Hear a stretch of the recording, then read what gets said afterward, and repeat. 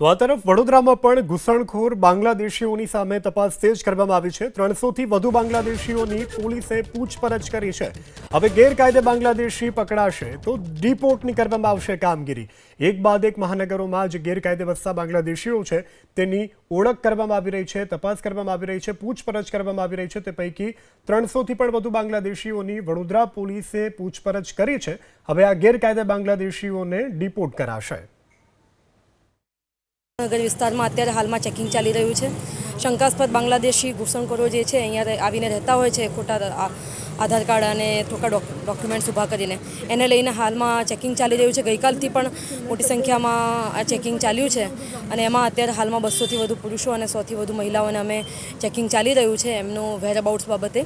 અને ગઈકાલે પણ 6થી વધુ બાંગ્લાદેશી જે નાગરિકો હતા એ મળી આવ્યા હતા અને આજે પણ અમુક સંખ્યા વેરિફિકેશન કન્ફર્મ થયું છે, જેની કાર્યવાહી ચાલી રહી છે। Thank you.